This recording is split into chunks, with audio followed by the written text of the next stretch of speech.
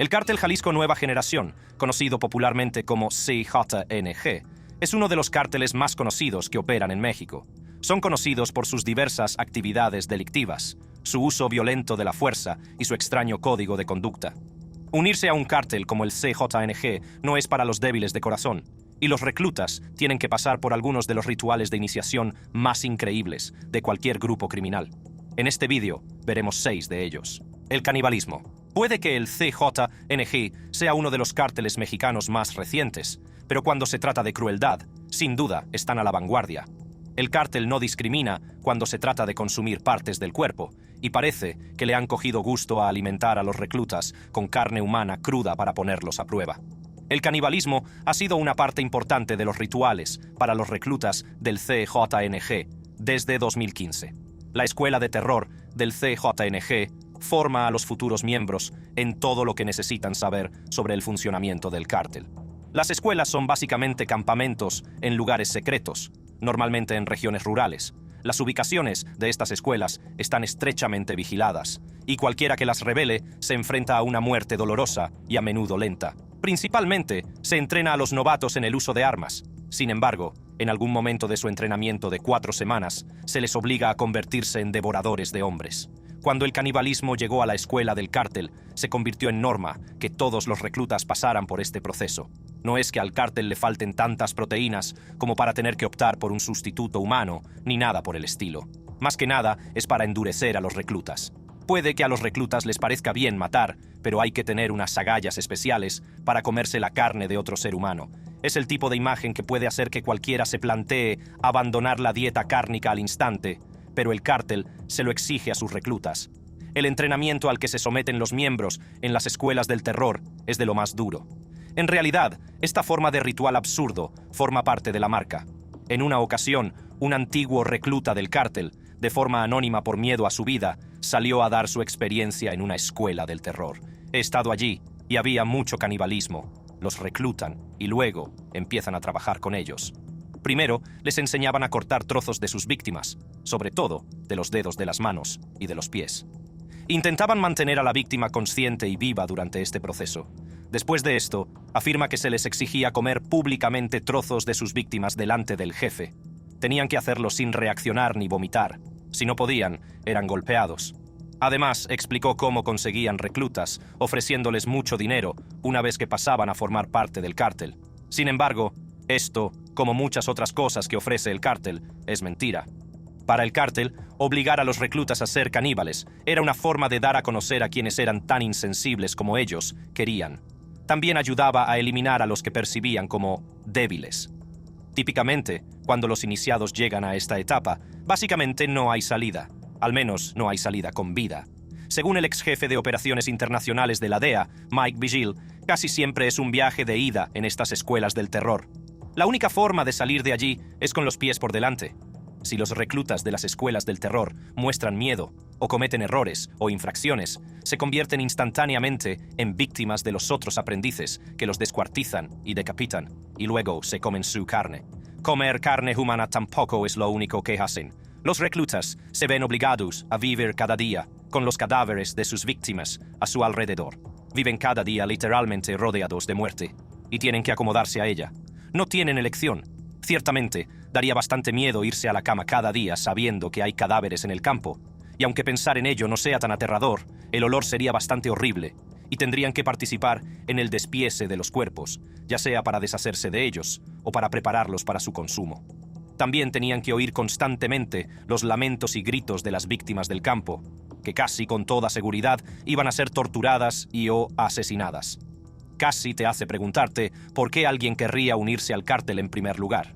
Pues bien, para muchas de las personas que se unen, es por el efecto predominante que la narcocultura tiene en la sociedad de México.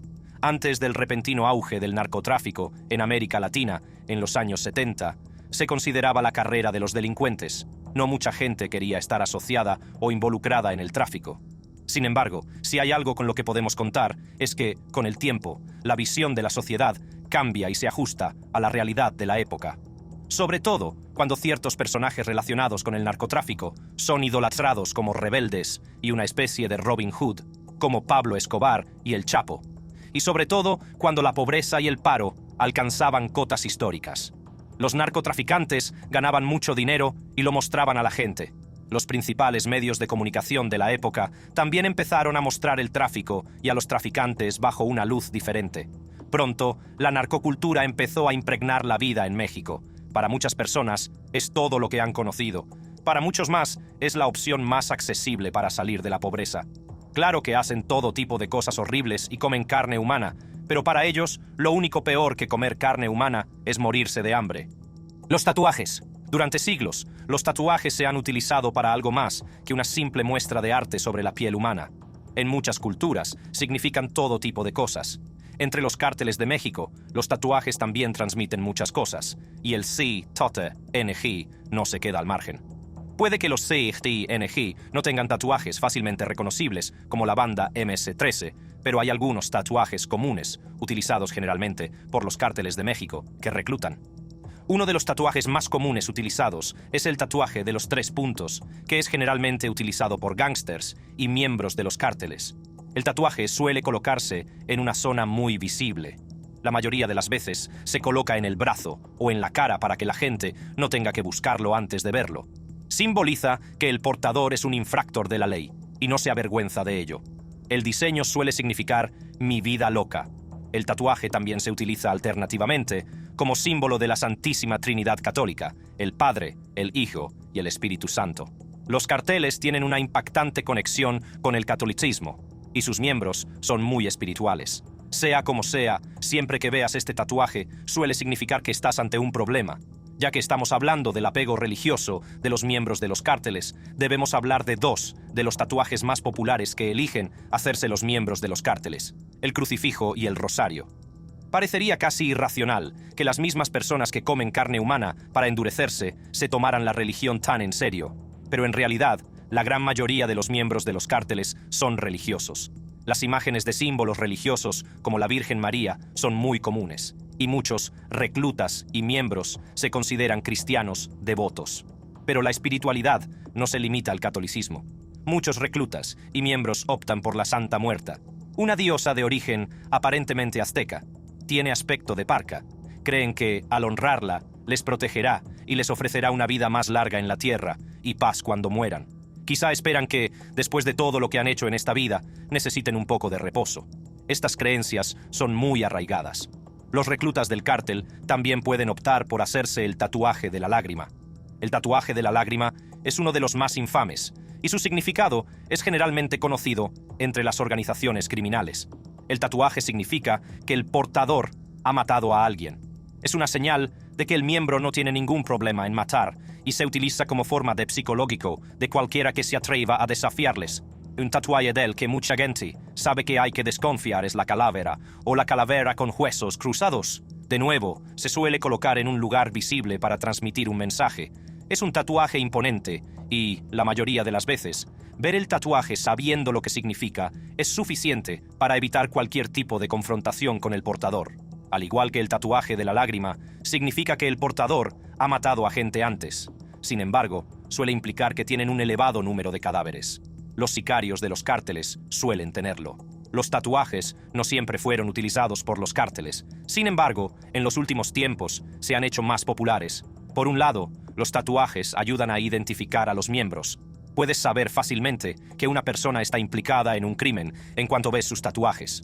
Con los más específicos, como el tatuaje de la lágrima, se obtiene una visión más clara del tipo de persona que es.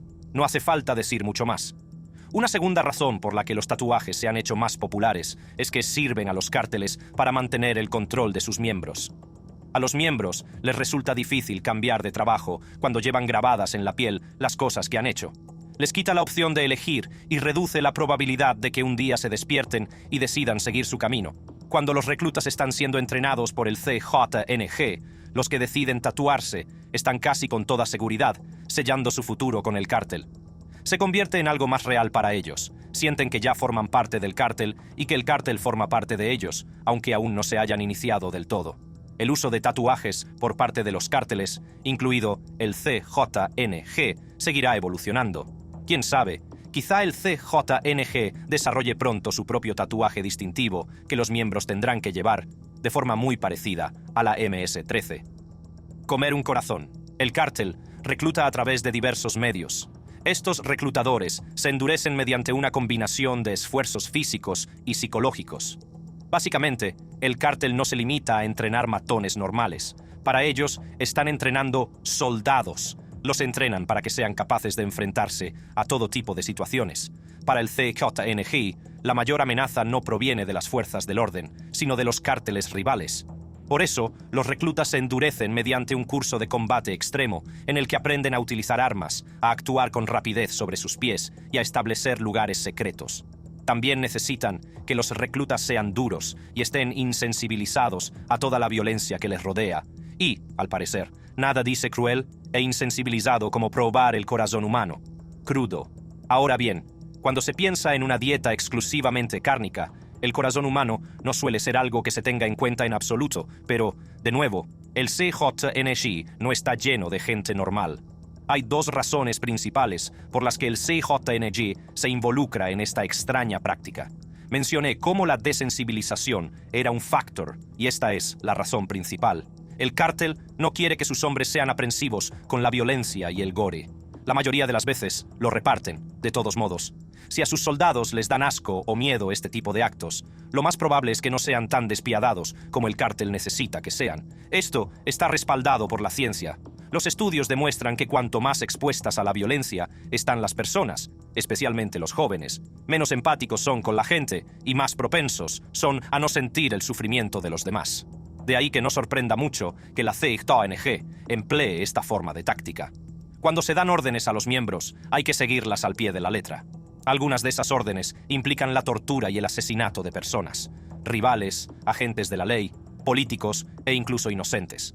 Si los miembros no son completamente insensibles a la hora de realizar tales actos, resulta problemático para el cártel. También sirve para que los miembros demuestren su lealtad al cártel. Si los reclutas pueden llegar a comerse el corazón de otro humano por el cártel, parece seguro que harán cualquier cosa por ellos. A los reclutas que no pueden seguir las órdenes del cartel como desean y se niegan a comer el corazón, bueno, reciben castigos tan lejanos como la muerte por su insubordinación. La segunda razón probable de este ritual es en realidad bastante clara. El CJNG lo utiliza para asustar a sus rivales. La mayoría de las veces, este ritual se realiza con los corazones de miembros de cárteles rivales. El mensaje es claro: si te metes con nosotros, te destruiremos. El corazón es uno de los órganos más importantes. Algunos llegarían a llamarlo sagrado. Comerse crudo el corazón de un rival es, con diferencia, una de las mayores profanaciones que se pueden hacer, y el cártel está dejando claro que no le importa. Nada está fuera de los límites cuando se trata de protegerse a sí mismo y a sus intereses. En octubre de 2022 apareció un vídeo que empezó a difundirse. En el vídeo, que parece grabado en el estado mexicano de Zacatecas, se ve a un miembro del CJNG agachado sobre el cadáver de un miembro de un cártel rival. La víctima, claramente fallecida, tenía las manos atadas y el pecho desgarrado. A continuación, el miembro del CJNG arrancó grandes mordiscos del corazón del muerto. Por si fuera poco, le va el insulto aún más lejos ofreciendo al soldado muerto su propio corazón. Al fondo, se ve a otro miembro cortando a hachazos otro cuerpo que probablemente correría la misma horrible suerte. Todo esto se hizo a plena luz del día. Ese vídeo se difundió a propósito en un intento de intimidar al cártel de Sinaloa de El Chapo. El doctor Robert Bunker, un analista de seguridad que estudia los cárteles de México, dijo lo siguiente sobre el vídeo. Dada su advertencia a otros pistoleros del Mayo Zambada, el vídeo ha sido claramente producido con fines PES-Jobs por la unidad CJNG, implicada en el incidente que luego lo subió a las redes sociales. De hecho, los Caballeros Templarios, un cártel que también operaba en México hasta su derrota por el CJNG, que condujo a su disolución, también solían hacer que sus reclutas y miembros comieran corazones en un intento de asustar a sus rivales. Sin embargo, comer corazones no es el límite de los rituales que los iniciados tienen que realizar para entrar en el cártel. Entrenamiento para la tortura. No es ningún secreto que el CJNG es uno de los cárteles más violentos de México. La tortura es una de las principales formas de imposición de la organización.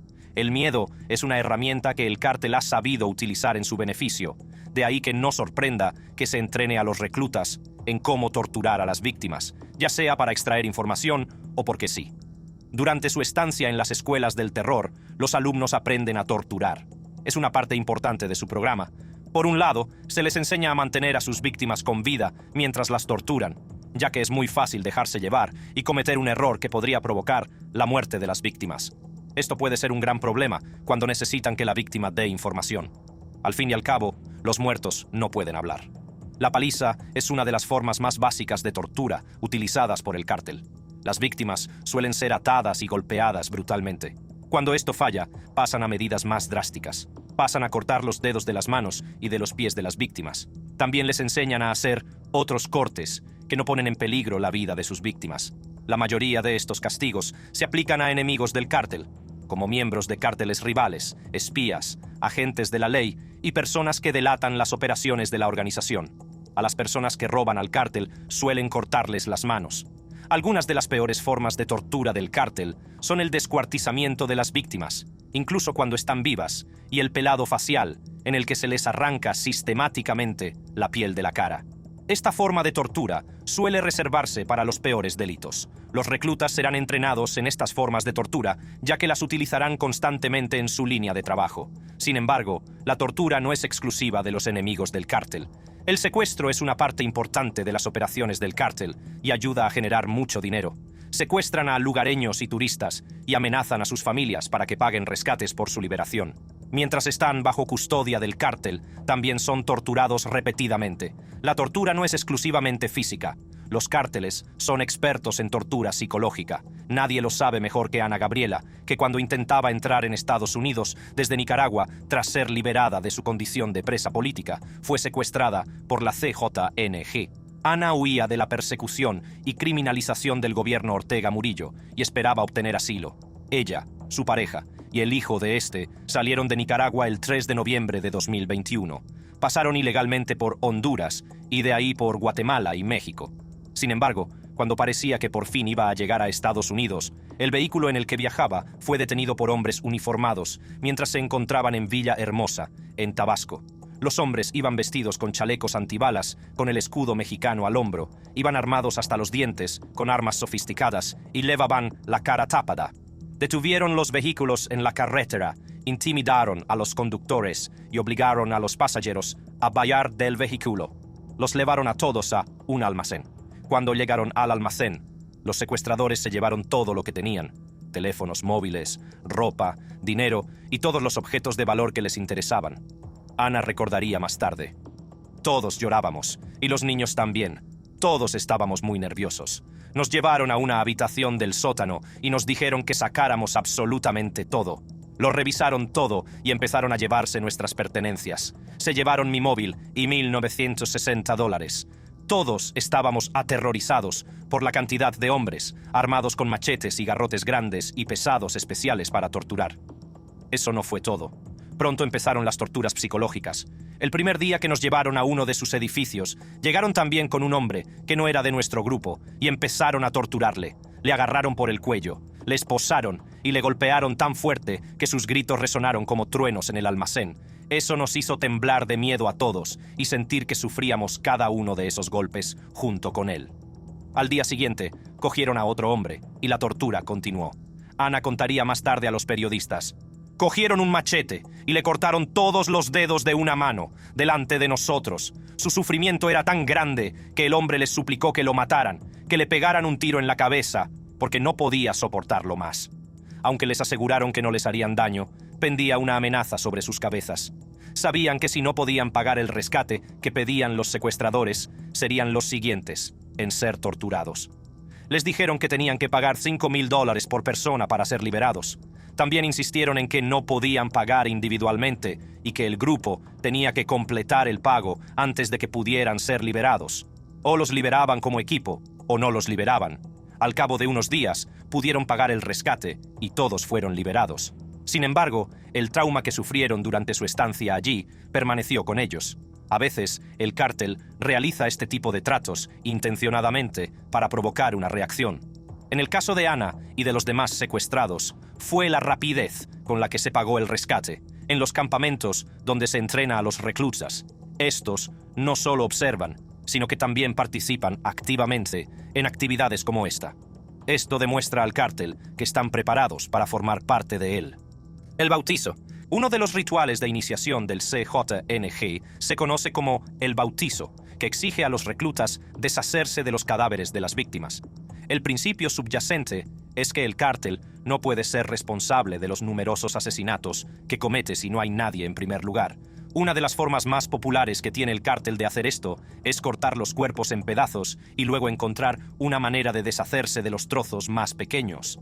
Los baños de ácido son bastante eficaces para hacer esto. De hecho, es un método tan eficaz para deshacerse de los cuerpos que el cártel entrena a sus miembros específicamente para esta tarea. La ubicación de estos baños de ácido también se mantiene en secreto, salvo para los miembros del cartel. Uno de los casos más populares de eliminación de personas mediante baños de ácido se produjo en 2018, cuando 3 estudiantes de cine, Javier Salomón Aceves Gastelum, de 25 años, y Marco García Francisco Ábalos y Jesús Daniel Díaz, de 20, fueron a grabar a la ciudad de Guadalajara, en el oeste de México, para un proyecto universitario. Allí conocieron a un joven que, a primera vista, parecía un hombre más que intentaba ganarse la vida honradamente. Cristian Omar Palma Gutiérrez era un rapero de 24 años que se hacía llamar Cuba. No era uno de los raperos mexicanos de más éxito, pero sí un artista prometedor. Sus canciones estaban llenas de letras que describían la rabia, la violencia y el consumo de drogas, pero él afirmaba que no eran literales. Tenía un canal de YouTube con más de 500.000 de visitas y ganaba entre 3.000 y 6.000 pesos al mes, es decir, entre 155 y 310 dólares. Eso no parecía malo para alguien que había abandonado la escuela secundaria, pero ciertamente no era de ninguna manera impresionante, ni era suficiente para cuidar de su familia. Para ganar más dinero, empezó a trabajar para el CJNG. Su trabajo, eliminar cadáveres en ácido. Por 3.000 pesos a la semana, tiraba de cabeza los cadáveres de los que el cártel quería deshacerse en baños de ácido instalados en tanques de agua en el patio de un piso franco del cártel. Al cabo de un par de días, volvía para asegurarse de que el ácido había hecho su trabajo. Abría las válvulas de drenaje para liberar el líquido en el desagüe pluvial y luego retiraba el lodo sobrante para verterlo en los campos. Al parecer, los estudiantes se acercaron demasiado para comodidad del cártel y posteriormente fueron secuestrados. La desaparición de los estudiantes suscitó una gran indignación pública en todo México. Miles de universitarios y otras personas marcharon por las calles de Guadalajara y Ciudad de México, exigiendo al gobierno que actuara con rapidez para rescatar a los estudiantes. La industria cinematográfica internacional también estaba interesada en que los jóvenes cineastas fueran encontrados y regresaran sanos y salvos a casa. Entre ellos se encontraba el oscarizado director Guillermo del Toro. Desgraciadamente, los investigadores descubrieron más tarde que los estudiantes habían sido torturados y asesinados, y que sus cuerpos también habían sido eliminados con ácido. Finalmente, Cristian Gutiérrez fue detenido por la policía. El trabajo de gestión y mantenimiento de los baños de ácido es muy importante, por lo que se requiere una formación especial para los reclutas que quieran dedicarse a esto. Sin embargo, esta no es la única forma de deshacerse de los cuerpos que utiliza el cártel. También se sabe que el cártel quema los cuerpos de sus víctimas hasta dejarlos crujientes y, aunque no sea tan especializado como verter los cuerpos en ácido, los reclutas aprenden a hacerlo. Los cadáveres no son lo único que hay que eliminar. Los reclutas aprenderán a deshacerse de un montón de pruebas. Ropa, aparatos electrónicos y todo lo que pueda apuntar al cártel es eliminado. Es especialmente importante deshacerse de los aparatos electrónicos, ya que pueden ser rastreados hasta los escondites del cártel. Como las redadas policiales han aumentado para seguir el ritmo de la creciente violencia en el país, tienen que tener cuidado de no cometer errores que puedan llevar a la detención de miembros. Cuando los reclutas terminan su formación en las escuelas del terror, están bien equipados para llevar a cabo esta tarea. Prueba de lealtad. Uno de los rituales más comunes del CJNG es el uso de pruebas de lealtad. Las pruebas de lealtad son muy populares entre las bandas y los cárteles, y como su nombre indica, se utilizan para averiguar el grado de devoción de los miembros a los ideales de la organización. Las bandas sirven a algunos individuos como estructura familiar sustitutiva. La pertenencia a una de ellas confiere a sus miembros una sensación de poder, ya que actúan juntos para defender el territorio y protegerse mutuamente. En la CJNG, las pruebas de lealtad pueden ser brutales. Desde el principio, los reclutas son puestos a prueba por diversos medios: el canibalismo, del que hemos hablado antes, es una de las pruebas de lealtad que utiliza el cártel. Estas pruebas se siguen haciendo incluso cuando se convierten en miembros, y no es algo que puedan permitirse fallar. Una de las cosas más extrañas que tienen que hacer los reclutas del cártel, con diferencia, es aplicar el castigo a otros reclutas. Mientras están en la escuela del terror, a los novatos no se les permite salir. Una vez que entran en ella, básicamente no hay forma de salir, si no es en una bolsa para cadáveres. El entrenamiento que reciben los reclutas es brutal, y los errores no son una opción. El cártel intenta mantener a todos a raya, pero de vez en cuando hay algún recluta que ya no siente el cártel y quiere irse, o comete un error que no puede asumir. Normalmente, los reclutas así pasaban de ser reclutas a ser víctimas. Si tenían suerte, los mataban al instante. Sin embargo, si no es así, se les obliga a pasar por las mismas formas de tortura a las que el cártel somete a sus enemigos. Los reclutas arrepentidos no son los únicos que tienen que pasar por esto. Los traidores del cártel también se enfrentan a su ira. Para demostrar que serán leales al cártel, los reclutas no tienen más remedio que seguir las instrucciones que se les dan, aunque sea la tortura y el asesinato de sus propios compatriotas. Si el entrenamiento del cártel es eficaz, no tendrán ningún problema en hacerlo. Al fin y al cabo, el objetivo del cártel es despojar a los reclutas de su sentido de la identidad y obligarles a convertirse en máquinas de muerte. Soldados cuya única lealtad reside en el cártel. Este punto de vista tiene cierta lógica. Los cárteles han cometido el error de no mantener a raya a sus miembros y han pagado un alto precio por ello en el pasado. Un ejemplo es el cártel de los Zetas. El cártel de los Zetas, que conocemos ahora, no siempre existió como ahora. En sus inicios, fue creado por Osiel Cárdenas Guillén para ser el brazo militarizado del cártel del Golfo. La idea que había detrás era bastante brillante. En aquel momento, otros cárteles estaban más preocupados por encontrar formas eficientes de llevar a cabo sus operaciones. Ninguno había pensado realmente en tener una fuerza militarizada fuerte para mantener también el control de su territorio. Ciertamente, los cárteles tienen soldados y sicarios, pero desde luego no estaban a la altura de los Zetas. En aquel momento, Cárdenas, que acababa de hacerse con el control del cártel del Golfo en 1997, se encontró en medio de una violenta guerra territorial. Sabía que tenía que actuar rápido o podría arriesgarse a perder su cártel a manos de sus rivales o del ejército mexicano, así que buscó la ayuda del teniente retirado del ejército mexicano, Arturo Guzmán de Sena, para solucionar este problema. Cárdenas vio algo que le gustaba de los militares. Eran leales, altamente cualificados y cumplían órdenes. Él quería tener algo así. De Sena ayudó a reclutar los servicios de más de 30 antiguos miembros del Grupo Aeromóvil de Fuerzas Especiales, GAFE, de élite, para trabajar en esta nueva ala mercenaria. La paga era buena, así que los comandos se unieron para formar los Zetas. La formación de los Zetas igualó el campo de juego para Cárdenas, y eso le dio algo en lo que apoyarse más allá de lo que esperaban sus rivales. Una vez consolidado su poder, amplió las responsabilidades de los Zetas para incluir la extorsión, los secuestros y la defensa de las rutas de suministro de drogas. Actuaban con extrema violencia, y durante un tiempo eso no supuso un problema para el cártel del Golfo. Tras la captura y extradición de Cárdenas, los Zetas se hicieron tan poderosos que en 2010 superaban en número e influencia al cártel del Golfo. Como resultado de este desequilibrio, el cártel intentó recortar la influencia de sus propios ejecutores y acabó instigando una guerra civil. Así comenzó la escisión de los Zetas del cártel del Golfo. Como los Zetas tenían su propio líder, no parecían especialmente leales al cártel del Golfo como les hubiera gustado. Finalmente, se llegó a un punto en el que las facciones parecían incompatibles, tanto en sus valores como en su modo de operar. Hay diferentes versiones sobre quién desencadenó oficialmente la división. Algunos dicen que los Zetas perdieron toda la confianza en el liderazgo del cártel y por eso fueron expulsados, mientras que otros afirman que los Zetas querían el liderazgo total del cártel del Golfo, y cuando no parecía que eso fuera a suceder, decidieron establecerse en otro lugar. Desde entonces, los cárteles se han cuidado de mantener a raya a sus miembros antes de que se escindan y formen grupos rivales o se conviertan en agentes dobles de sus rivales o de las fuerzas del orden. Gracias por ver este vídeo. Si quieres ver otro vídeo fascinante como este, haz clic en uno de los recuadros de tu pantalla ahora mismo.